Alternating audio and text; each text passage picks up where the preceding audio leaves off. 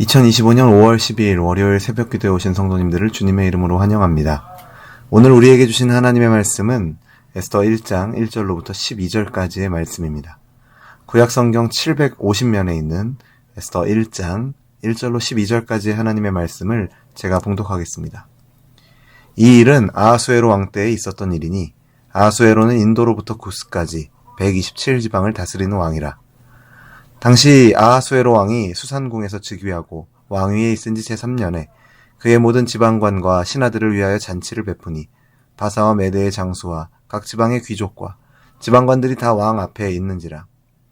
왕이 여러 날 곧 180일 동안에 그의 영화로운 나라의 부함과 위엄의 혁혁함을 나타내니라. 이 날이 지나면 왕이 또 도성 수산에 있는 귀천간의 백성을 위하여 왕궁 후원뜰에서 7일 동안 잔치를 베풀세. 백색, 녹색, 청색 휘장을 자색 가는 배줄로 대리석 기둥 은고리에 메고 금과 은으로 만든 걸상을 화반석, 백석, 운모석, 흑석을 깐 땅에 진설하고 금잔으로 마시게 하니 잔의 모양이 각기 다르고 왕이 풍부하였으므로 어주가 한이 없으며 마시는 것도 법도가 있어 사람으로 억지로 하지 않게 하니 이는 왕이 모든 국내 관리에게 명령하여 각 사람이 마음대로 하게 함이더라. 왕후 아스티도 아하수에로 왕궁에서 여인들을 위하여 잔치를 베푸니라. 제7일에 왕이 주흥이 일어나서 어전 내시 무흐만과 비스다와 하르보나와 빅다와 아박다와 세달과 가르가스 7사람을 명령하여 왕후 아스티를 청하여 왕후의 관을 정제하고 왕 앞으로 나아오게 하여 그의 아리따움을 뭇 백성과 지방관들에게 보이게 하라 하니 이는 왕후의 용모가 보기에 좋음이라. 그러나 왕후 아스티는 내시가 전하는 왕명을 따르기를 싫어하니 왕이 진노하여 마음속에 불붙는 듯 하더라. 아멘. 오늘부터 살펴보게 될 에스더서는 매우 독특한 책입니다. 바벨론 포로기 이후 페르시아 제국의 아하수에로 왕 시대를 배경으로 하는 이 책은 고레스의 칙령으로 예루살렘 성전이 재건된 이후 스가랴 느헤미야 시대죠. 여전히 페르시아 제국 땅에 남은 유대인들의 구원 이야기를 다루고 있습니다. 나중에 해당되는 본문에서 다루겠지만 유대인의 학살을 도모한 하만의 음모에서 구원받은 것을 기념하여 유대인들은 이 사건을 매년 불임절로 기념하여 지키고 있습니다. 그런데 이 책은 독특한 특징으로 인해 정경화 과정에서 논란이 많았습니다. 가장 큰 특징, 가장 큰 이유는 책 전체에 걸쳐서 하나님이라는 이름이 한 번도 등장하지 않는다라는 것입니다. 언뜻 보면 역사서나 문학작품 같지만 사실 이것은 저자가 의도한 기법입니다. 얼핏 보면 에스더서는 기묘한 우연과 극적인 반전으로 가득한 한편의 영화를 보는 것 같지만 사실은 그 모든 장면 뒤에서 일하시는 하나님의 뜻이 이루어지고 있음을 우리에게 알려줍니다. 깨닫게 하는 책입니다. 에스더서의 이러한 특징은 우리가 볼 수 없을 때에도 우리가 인식하지 못하는 때에도 하나님께서 신실하게 일하고 계신다라는 믿음을 요구합니다. 이러한 내용을 신학적인 표현으로 말하자면 하나님의 절대 주권과 섭리라고 말할 수 있습니다.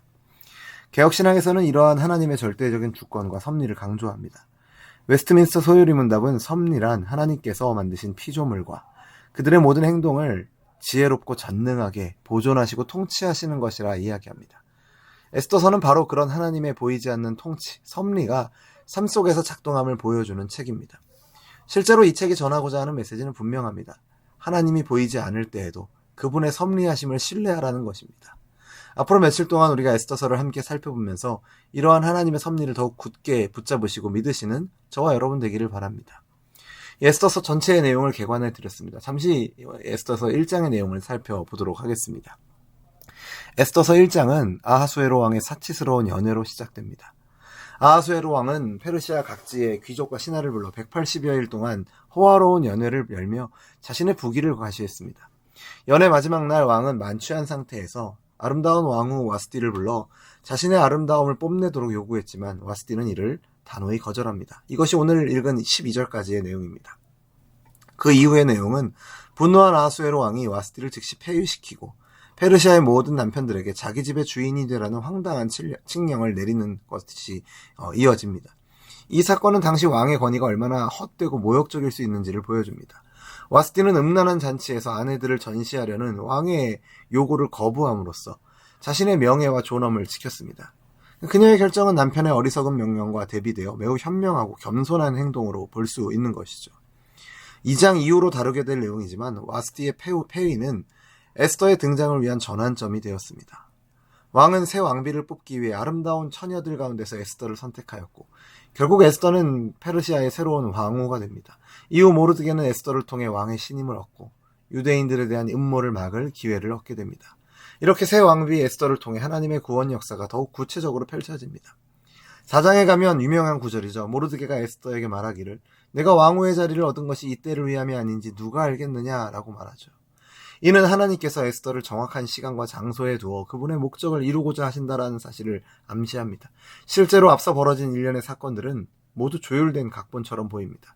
역사적으로나 신학적으로 볼 때, 이 에스더서를 읽을 때 하나님께서 보이지 않게 행하신 섭리의 뜻을 우리는 찾게 됩니다. 하나님은 배경에 계시지만 결국 놀라운 승리를 예비하시는 분이라는 것을 우리가 깨닫게 되는 것이죠. 사랑하는 성도 여러분, 에스더서는 우리에게 무엇을 가르쳐 줍니까? 우리가 볼 수 없을 때에도 하나님은 늘 일하고 계심을 우리는 기억해야 합니다. 비록 하나님께서 직접 나타나시지 않으셔도 하나님은 언제나 살아계셔서 자신의 약속을 이루시는 분이십니다. 우리가 겪는 고난과 환난 가운데서도 하나님은 역사를 이끄시며 선을 준비하고 계십니다. 바울이 로마서 8장에서 하나님께서 모든 일을 합력하여 선을 이루신다고 말한 것처럼 우리의 삶의 모든 순간까지 하나님이 함께 일하고 계심을 굳게 믿으시는 저와 여러분 되기를 바랍니다. 섭리하시는 하나님을 굳게 붙잡을 때 우리는 낭망하거나 두려워하지 않고 오히려 하나님께서 우리를 돌보고 계신다라는 확신 안에서 감사와 소망으로 살아가게 될 줄로 믿습니다. 또한 세상의 권력과 지위를 맹신하지 말아야 합니다. 자세히 다루진 않았습니다만 아하수에로 왕처럼 강력한 통치자도 자기 안에 허점을 가질 수 있다는 것을 잊지 말아야 합니다. 또한 세상의 지도자나 세상의 제도는 하나님의 주권 아래 있다는 것을, 하나님의 뜻 앞에서는 세상의 권세는 무력하다라는 것을 우리는 기억해야 합니다.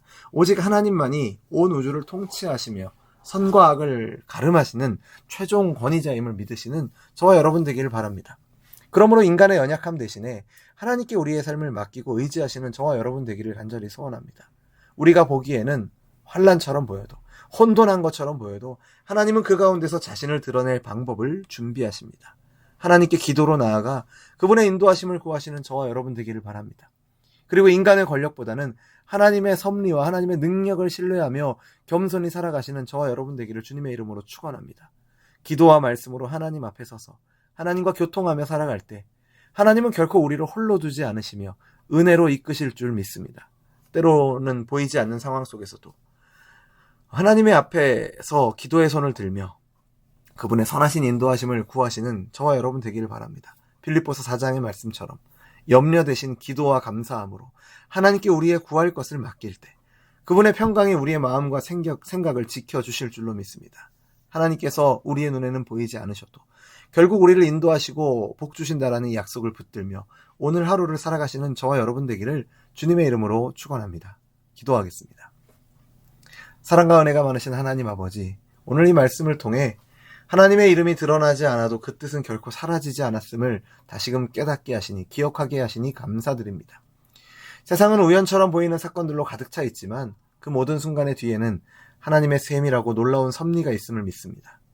우리의 눈에 하나님의 흔적이 보이지 않을 때에도, 우리의 마음에 하나님의 응답이 들리지 않을 때에도 하나님은 여전히 신실하게 일하고 계심을 고백합니다. 주님, 우리가 낙심하고 불안해할 때 하나님이 함께 하시며 모든 일을 합력하여 선을 이루심을 믿게 하시고 세상의 권력과 명예가 아닌 주님의 뜻을 따라 살아가게 하여 주옵소서. 오늘 아하수에로 왕과 와스티의 이야기를 통해서 이 세상의 권력이 얼마나 허망한지, 그러나 하나님의 계획은 얼마나 지혜롭고 완전한지를 우리가 보게 됩니다. 우리의 삶 가운데에서 하나님의 손길을 신뢰하며 살아갈 수 있도록 우리에게 믿음을 더하여 주옵소서. 이제 한 주를 또 시작합니다. 이 한 주간을 살아갈 때 우리의 눈에 보이지 않아도 함께 하시는 그 하나님의 손길, 주님의 손길을 믿고 담대히 감사함으로 살아가는 우리가 되도록 인도하여 주옵소서. 그렇게 인도하실 것을 믿고 감사드리며 예수님의 이름으로 기도드립니다. 아멘. 우리 주 예수 그리스도의 은혜와 하나님 아버지의 크신 사랑하심과 성령 하나님의 위로하시고 교통하시는 은혜가 보이지 않아도 섭리하시는 하나님의 뜻을 신뢰하며 오늘 우리에게 주어진 하루를 믿음으로 살아가기를 결단하는 우리 열린비전교회 모든 성도들과 우리의 삶의 걸음 가운데 이제로부터 영원토록 항상 함께 있을지어다. 아멘.